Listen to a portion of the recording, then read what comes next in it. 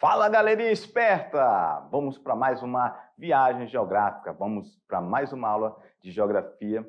Continuando esse tema importante, fazendo essa abordagem interessante sobre as bacias, hidrográficas do Brasil. É interessante que você teve a parte 1, com o professor Rogério, e nós vamos dar essa continuidade.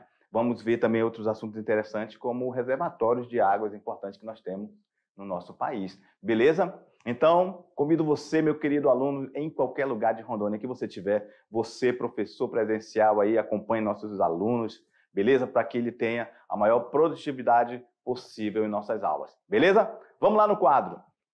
Aula 33.1, aula de geografia. Eu, Jorge, junto com a equipe José Arimateia e Rogério Cajueiro, juntos nessa viagem. Vamos lá? Bacias hidrográficas brasileiras, parte 2. Nós hoje veremos a questão das bacias hidrográficas secundárias, tá? E nós também veremos a questão das águas subterrâneas. Professor, águas subterrâneas, professor, eu já sei o que é o poço. Também, um poço ele vai acessar água subterrânea, mas é uma coisa um pouco mais interessante do que um simples poço, ok? E nós vamos ver também a questão da crise da água no Brasil, que está relacionado a alguns problemas de ordem política, inclusive questão política mesmo, de gestão pública, ok? Vamos lá. E o que nós queremos que o nosso querido aluno consiga nessa aula? A gente quer que você consiga reconhecer a função dos recursos naturais na produção desse espaço geográfico e relacioná-lo com o quê? Com as mudanças provocadas pela ação antrópica. Professor, a ação antrópica não está escrita aí, professor. Eu sei, é a ação do homem, mas a ação antrópica é assim que você vai ver na prova. E só para querer tirar você grandão, eles vão escrever ação antrópica. E é a mesma coisa que ação humana, ação do homem. Beleza? Então é isso aí, galera. Vamos lá no quadro, continuando aqui. Bacias brasileiras secundárias. Nós temos a Bacia do Nordeste, nós temos a Bacia do Atlântico Sul e nós temos a Bacia do Atlântico Leste. Ok? Vamos lá. Bacia do Nordeste. Ele abrange diversos rios de grande porte e de significado regional, como Acaraú, Jaguaribe, Piranhas, Potengi, Capibaribe, Una, Pajeú, Turiaçu, Pindaré, Grajaú, Itapecuru, Merim e Parnaíba. Então, a Bacia do Nordeste, ela é uma bacia importante para essa região. No entanto, ela é, digamos que, um pouco menos rica em drenagem, ok? E para completar, lá tem o problema da seca. Então, nós vamos ter rios intermitentes. Professor, rios intermitentes, professor? Para começar, professor, me diga o que é intermitente. Intermitente, algo que sim, não, para, vai, para, vai. E a mesma coisa, é seca e enche, seca e enche. Isso é intermitente. Luz liga, desliga, liga, desliga. Isso é intermitente. Então, um rio intermitente é aquele rio que, em determinada época do ano, ele seca e em determinada época do ano, ele vai estar cheio. Ok? E muitos rios do Nordeste são assim. Então, professor, então quer dizer que existe rio que seca? Existe. Não é uma situação normal aqui na Amazônia, porque nossos rios aqui são considerados, como você viu com o professor Rogério, são rios perenes. E, ao contrário do intermitente, o perene quer dizer sempre. Ou então quer dizer que o rio perene é um rio sempre com água. Ele não seca. Pode baixar o nível dele, mas ele não seca. Beleza? Então, coloque aí e anote no seu caderno. Rio perene, nunca seca. Rio intermitente, tem um período que seca e um período que fica cheio. Beleza? Isso é muito importante para a sua prova. Vamos lá no quadro. Professor, já estou aqui anotando, professor, porque isso aí eu acho que realmente é interessante. Beleza. Vamos lá, então. Olha só como eu falei para vocês, ó, a Bacia do Nordeste, ela tem uma drenagem menor, né, do que outras regiões do Brasil, como a Amazônia. Aqui na nossa Amazônia, nossa, é rio, é muito garapé, é olho d'água. Aqui, quando chove, realmente chega o inverno, rapaz, a água aqui para todo lado. Lá não, lá já é um pouco diferente, levado pela situação, principalmente o clima. O clima vai influenciar também nas águas do Nordeste. Mas vocês podem ver, ó, que essa parte aqui, ó, do Maranhão, essa parte do Maranhão, ela é ainda um pouco mais drenada, por estar também na vegetação da Amazônia, ok? Ali está numa área de transição entre a Caatinga e a Amazônia, a floresta amazônica. E isso também vai favorecer que tenha mais canais de água. Mas vocês podem ver que existem outros canais, ó, no Piauí, ok? No Ceará, mas eles são um pouco mais esparsos, mas são muito importantes eles existirem. Imagina se não tivesse. E olha que nós sabemos que o Nordeste ele é semiárido. Então, esses rios aí, mesmo que sendo poucos, eles são muito importantes. O ideal é que fosse mais, né? Mas o semiárido nordestino, principalmente aqui nessa região, ó, ele vai ser um pouco menos banhado por rios. Beleza? Vamos lá. O Rio Parnaíba forma a fronteira dos estados do Piauí e Maranhão, deixando desde suas nascentes na Serra da Tabatinga até o Oceano Atlântico, além de representar uma importante hidrovia e transporte para os produtos agrícolas. Então, quando se fala Nordeste, Maranhão e Piauí, a gente vai ter o Rio Parnaíba, ok? Um rio que é muito importante para essa região, ok? Vamos lá. Vamos lá para a Bacia do Nordeste aqui, ó, vocês podem ver como que ela ocorre. Isso aqui, ó, podemos já entender como sendo o semiárido nordestino. Olha só, tá? Então, quer dizer que realmente é uma bacia importante, mas ela não é o suficiente, porque esses espaços geográficos, ó, por exemplo, do Ceará, são regiões muito grandes. Então, não tem como atender toda a população. E aí nós temos o agravante do problema da seca. Então, se nós temos o problema da seca, temos poucas chuvas, nós também teremos pouca água disponível no solo, ok?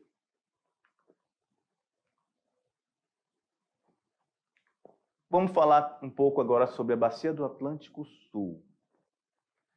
Os rios, obviamente, como eu falei agora há pouco, do Nordeste, né, eles têm importância regional. Falamos anteriormente que no Nordeste os rios, eles têm os rios intermitentes, rios que secam. E também falamos que deveria ter mais rios na região Nordeste para atender mais a população, as pessoas que habitam aquela região, né? No entanto, a gente sabe que faz parte da natureza. Então, a natureza não é assim, infelizmente não é assim, mas existe a ocupação humana lá, ok? Agora, sobre a Bacia do Atlântico, também ele tem a questão regional como sendo muito importante. Por que ele é importante? Qualquer bacia ela é importante, porque ela participa em muitas atividades, como, por exemplo, transporte de materiais, de produtos, de pessoas, ok? Olha, uma hidrovia pode funcionar nela, e também a questão de energia elétrica. Isso são uma das principais características importantes da Bacia do Atlântico Sul. E ainda vale ressaltar que a Bacia do Atlântico Sul ela tem aproximadamente 186 mil quilômetros quadrados. Ok? Ela está localizada lá na região sul do Brasil, né? Está no Paraná, Santa Catarina e Rio Grande do Sul e uma pequena parte de São Paulo. Ela possui uma grande importância socioeconômica para a região sul e sudeste do Brasil. sendo uma das mais desenvolvidas regiões do país com cerca de 12 milhões de habitantes. Então, olha só, a Bacia do Atlântico Sul, ela abastece 12 milhões de pessoas, quase 7% da população, e abrange mais ou menos 450 municípios, ok? Bem, se nós estamos falando que é do sul, ó, como é que seria o clima ali, só para relembrar? Professor, lá no sul do Brasil é frio. Pois é, ele é um clima temperado, ok? Só a nível de esclarecimento aí para você relembrar, beleza? Vamos lá. É composta por rios de importâncias como Jacuí, Itajaí, Ribeira do Iguapé e entre outros. Está aqui a Bacia do Atlântico Sul, ou seja, é o sul do Brasil. Ok? Então, galera, vocês podem perceber que nós estamos aqui na Amazônia, mas não tem só bacia hidrográfica aqui na Amazônia. Temos em outros lugares, e em outros lugares essas bacias também são importantes para as populações locais. Você aí mesmo, você pode estar em algum lugar de Rondônia, aí você pode ver que você vê um rio. Por exemplo, podemos falar do Rio Machado, que atravessa Rondônia, ali a região central. Você pode falar da região de Ariquemes, que tem o Rio Jamari. Então, eles são importantes para nós, para a nossa localidade. Eles são importantes para a produção, para escoamento, inclusive, de produtos agrícolas, extrativistas, entre outros. Ok? E a Bacia do Atlântico Leste? Vamos ver um pouco sobre essa bacia. Ela possui diversos rios de grande porte e também ela tem uma importância regional. Olha, a Bacia do Atlântico Leste, ela passa, 4% dela está lá em Sergipe, né, incluindo a capital Aracaju. 69% desta bacia hidrográfica está na Bahia, na região metropolitana de Salvador. E 26% dela está em Minas Gerais. Só 1% está lá no Espírito Santo. Ela possui uma extensão de cerca de 374 mil quilômetros quadrados, ok? E ele só 4% de toda a área territorial brasileira. Então, é relativamente pequena. Mas não é porque ela é pequena que ela não é importante, ok? Ela é importante sim, muito importante para as pessoas que moram naquelas localidades ali. Beleza? Entre eles podemos destacar Rio Pardo, Jequitinhonha, Paraíba do Sul, Vaza Barris, Itapicuru das Contas, Paraguaçu, entre outros. Mas não se preocupe, galera, não se preocupe aí em gravar esses nomes, não precisa, tá? Vocês precisam saber é que esses rios, essas bacias hidrográficas, elas existem e a importância delas para aquela localidade. Olha aí, Bacia do Atlântico Leste, região de Minas, Espírito Santo aqui, ó, vai até lá na Bahia, até lá em Sergipe e deságua no oceano, ok? Agora vamos falar um pouco sobre as águas subterrâneas. Águas subterrâneas, professor. Sobre água subterrânea, professor, a única coisa que eu lembro, professor, que a gente tem poço. Poço é uma interessante fonte, né? Olha só, presta atenção. A gente sabe que tem o poço amazônico, aquele que a pessoa vai lá e cava, né? E aí ela acessa a água que está ali. Aí tem o poço artesiano, que ele vai mais profundamente, atinge o lençol freático. Obviamente, tudo bem, são águas subterrâneas. Mas as águas subterrâneas que nós falaremos hoje, ela tem um nível de importância um pouco maior pelo nível de abrangência do espaço geográfico que ela ocupa, ok? E outra, o espaço geográfico dela, a gente vai ver, tem uma que vai até em outros países. Então, ela é internacional, são águas internacionais no subsolo, inclusive no subsolo brasileiro, beleza? Vamos lá no quadro? De toda a água proveniente da atmosfera em forma de precipitação. Professor, precipitação, professor? Sim, precipitação. A chuva. É a forma de como a água cai na crosta terrestre. A chuva é uma delas. outra é a neve. Mas, como a gente está falando de hidrografia, né, no Brasil, a gente sabe que não tem neve, então a gente está falando praticamente de chuva, né? Parte evapora-se e retorna novamente à atmosfera. Outra parte escoa sobre a superfície em direção aos pontos de menor altitude do relevo, ou seja, numa bacia hidrográfica.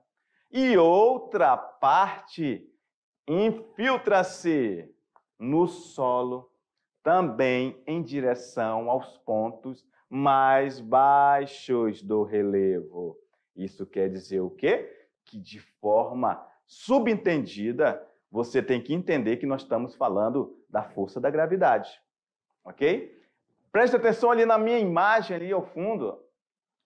A água está na superfície ali, escoando, através de um rio, ok? Ela vai para um outro rio que vai desaguar no oceano. Vimos isso na aula anterior. Beleza. Mas, quando a água não vem superficialmente num rio, como a gente está vendo ali, ela cai ali, ó, naquela região ali, no solo. Beleza. Isso aí todo mundo já sabe. Mas, por força da gravidade, ela vai entrar no solo e, aos poucos, gradativamente, ela vai entrando até alcançar o subsolo. E aí, milhares e milhares de anos, centenas e centenas de milhares de anos, fez com que houvesse esse lençol freático, chamado lençol freático, no subsolo. Beleza? Vamos lá no quadro? Poxa, professor, então eu estou entendendo um pouco por que a gente consegue tirar água do poço. Pois é, aquela água ali demorou um pouquinho para estar lá, viu? Por isso que a gente tem que preservar. As águas subterrâneas referem-se a toda e qualquer quantidade de água presente abaixo da superfície terrestre. Essas águas posicionam-se nos poros, nas fraturas e falhas de quem? Das rochas, ou até em espaços maiores, como cavernas subterrâneas. Então, sempre a água vai procurar espaços porosos para ela conseguir penetrar e adentrar ao subterrâneo, beleza?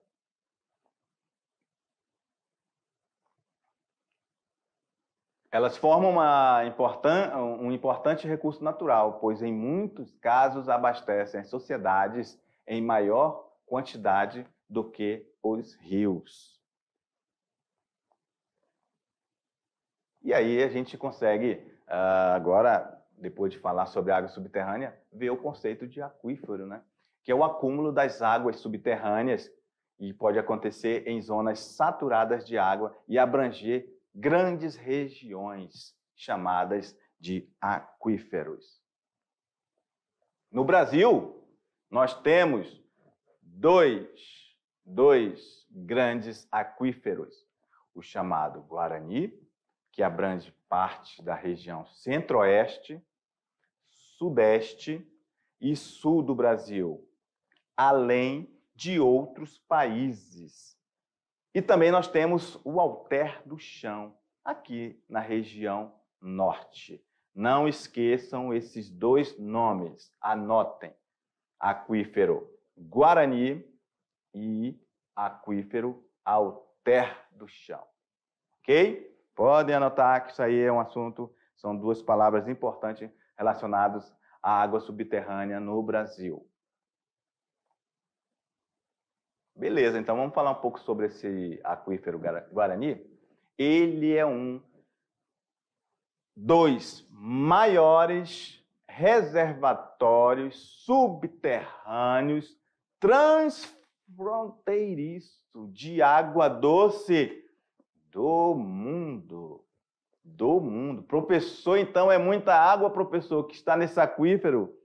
Exatamente. Está localizado no centro-leste do continente sul-americano, sob parte da Argentina. Eu não falei que era internacional? Na Argentina, no Brasil, no Paraguai e no Uruguai. Agora, vale ressaltar, olha só, onde ele ocorre aí. Ó. Não falei que ele é grande? Então, ele vem desde A Argentina, passando aqui pelo Uruguai, entra no Brasil, ó, Rio Grande do Sul, Santa Catarina, Paraná, São Paulo, Minas Gerais, Goiás, Mato Grosso do Sul, Paraguai. Olha só o tamanho desse espaço geográfico. Muito interessante, né, pessoal? E é o seguinte, cerca de 70% dele está dentro do Brasil. Ele é o segundo maior do mundo. Beleza? Professor, isso é muita água, isso tudo está no subsolo? Sim, sim. Mas também não podemos deixar de dizer que é importante preservar, porque o subsolo também é passível de ser contaminado. Você, jovem, você que está aí no campo, você em qualquer lugar de Rondônia que está no campo, você trabalha no campo, você sabe ou já ouviu falar, ou lidar diretamente com produtos agrotóxicos. Se ele for jogado no solo, e se ele estiver misturado com água, ou então se ele estiver em forma de pó e depois chover, ele vai fazer que nem a água, ele vai penetrar no solo. Então a gente tem que ter muito cuidado com os produtos agrotóxicos que se utiliza no campo. Agora imagina esse tamanho imenso se não tiver esse tipo de controle. Pode ter alguns lugares que pode já estar essa água contaminada, beleza? Então fica realmente aí a nossa observação que a gente precisa preservar e ter a consciência que alguns produtos não se deve ser jogado no solo. Porque se quando bater água ali, eles vão penetrar no solo, beleza? E vai contaminar. Vamos lá no quadro. Beleza, professor? Fica a dica então pra gente, é isso aí. Vamos lá.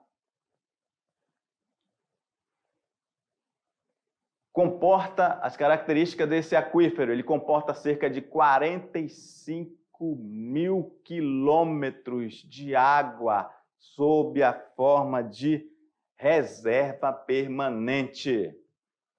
A extensão é aproximadamente de 1,2 milhão de quilômetros. Destes, 840 mil quilômetros quadrados estão dentro do Brasil. Lembra que eu falei que 70% está dentro do Brasil?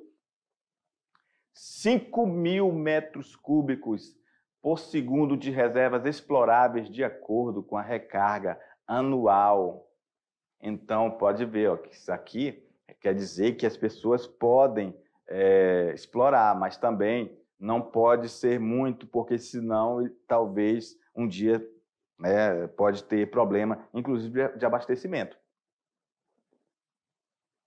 Aí o aquífero Alter do Chão é o maior, anotem aí, ó, é o maior aquífero do mundo em termos de volume de reserva de água doce. Alter do Chão. Professor, nunca tinha ouvido falar. Perfeito, beleza, sem problema nenhum. Anota e leve para sua prova isso aí. Possui 86 mil quilômetros cúbicos de água e pouco mais de 400 mil quilômetros quadrados de área. Daria para abastecer toda a população mundial durante cerca de 250 anos. E aí, essa informação aqui é interessante? Nossa, eu achei que realmente fosse de grande valia eu colocar essa frase para a gente fazer uma reflexão. Abastecer a população do mundo ó, durante mais ou menos 250 anos. Aí eu pergunto para vocês, esse aquífero, ele é importante? Sim, ele é importante. Ele é importante para o Brasil e tem muitos lugares do mundo que sabem que a gente tem esse aquífero, né? Então, nós sabemos que estamos vivendo uma questão delicada na área ambiental, na área de recursos naturais e, obviamente, a água está no meio delas, porque se não tem água, não há vida. Então, esse aquífero ele é como se fosse uma reserva de água futura. Não quer dizer que a gente não tem que preservar o que a gente tem agora, ok? Vamos lá no quadro. Professor, mas 250 anos, professor. Para vocês terem a noção de quanta água que existe neste aquífero. Tá aí, ó, a imagem do aquífero, né?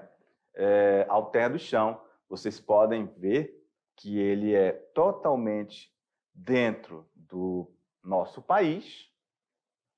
Vocês podem observar que ele abrange ali a região de Manaus.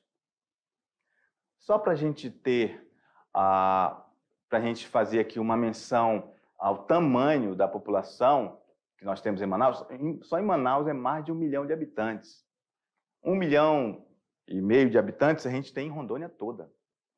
E só para vocês verem, Manaus é uma metrópole, ok?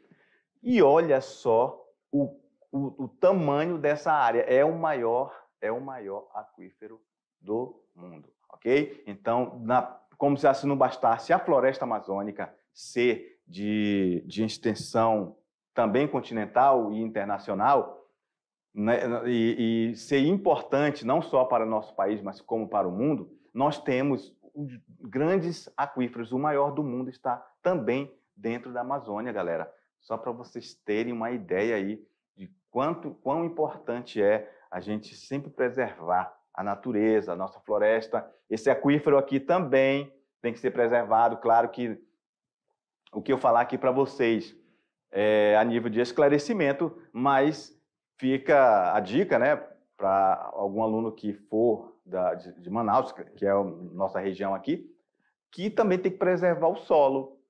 Aquela mesma questão que eu falei. Se o solo for contaminado, vou jogar esse pó aqui de agrotóxico que restou. Se chover, ele vai penetrar no solo. E ele pode contaminar as águas subterrâneas. Beleza? Então, sempre a gente fala para os nossos queridos jovens, a questão da consciência ambiental, ela é muito importante, principalmente nos dias atuais, que tanto se fala em preservação do meio ambiente. Beleza? Aí a gente trabalha isso na mente do jovem, justamente para já crescer, sabendo que a gente precisa preservar para as atuais e futuras gerações os recursos naturais que a gente tem. Beleza? Perfeito? Vamos lá no quadro. Professor, então quer dizer, professor, que os dois dos maiores aquíferos do mundo passam aqui pelo Brasil, sim. Um totalmente nacional e o outro internacional, que é o aquífero Guarani. Beleza. Depois de ter falado de tanta água, a gente vai agora falar que existe e pode ocorrer crise de água no Brasil. Professor, mas aqui tem tantos rios. O senhor falou aí e mostrou para a gente, e vimos na aula passada que o professor mostrou as maiores bacias hidrográficas do mundo. Pois é, exatamente, é isso que eu quero que você entenda. Embora nós tenhamos e estejamos numa região, em um espaço geográfico, nesse nosso querido Brasil, com tanta água, ainda assim há crise de água. Beleza? E ocorre em maior grau. Onde? Na região sudeste. E ela é motivada por fatores naturais e também relacionadas com a gestão pública. Então, quando a gente fala motivada por fatores naturais, é a questão que o homem não consegue controlar, que é a natureza, que é o clima. No entanto, meu querido aluno, a gente também tem que saber que o próprio homem, ele também tem esse poder de interferir na natureza ao ponto de mudar a questão do clima, a questão da temperatura, que isso vai interferir no regime das chuvas. Isso não é só no Brasil, é em qualquer lugar do mundo, ok? Vimos também e falamos para vocês que uma floresta em pé, ela joga novamente a água na atmosfera, através da evapotranspiração. Agora, imagine milhões e milhões de árvores num espaço geográfico muito grande, jogando essa umidade que posteriormente vai ser levada para outros lugares do Brasil, inclusive no Sudeste, e que vai ocasionar chuva, através das massas de ar que a gente viu em aulas passadas. Então, preservar sempre vai ser a melhor coisa que a gente possa fazer, beleza? Mas também tem a questão da gestão pública, os maus gestores que às vezes deixam passar anos sem fazer investimentos, em fazer reservatórios. Então, é uma situação complexa que abrange tanto a ação humana ou falta da ação humana para preservar e garantir essa água, como também a questão da natureza, que aí já o homem não controla, ok? Vamos lá no quadro. Professor, eu realmente, professor, moro aqui na Amazônia e não sabia que a gente tinha lugares no Brasil com crise de água. Pois é, exatamente. Você, em vez de quando, dá uma olhada aí no Jornal Nacional, em qualquer telejornal, né, na verdade, que fala sobre a questão climática, sobre a questão das crises energéticas, de reservatórios de água, Brasil afora. Uma das causas para a crise da água é de ordem natural. Embora o Brasil seja um país com maior quantidade de água do mundo, a sua disponibilidade é má distribuída ao longo do território. E a região norte, que apresenta as menores densidades demográficas, possui cerca de 70% das reservas de água estão aqui, onde a gente mora. E olha que a região amazônica ela é pouco densa. Então, tem muita água disponível para a gente, ok? Enquanto que lá para a região sudeste, a crise, inclusive de abastecimento na torneira, água potável para beber, olha só. E aqui a gente tem demais. O que a gente tem, às vezes, é muito problema de gestão pública que não dá o suporte suficiente para a gente ter essa água, às vezes, com qualidade. Beleza?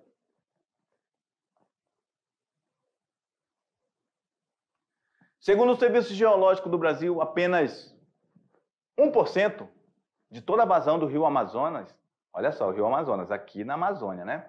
Seria suficiente para atender em 1000 vezes o que necessita São Paulo. Pois é, só para vocês verem, tem umas partes do rio Amazonas que a gente nem consegue ver o outro lado, de tão extenso e largo que ele é.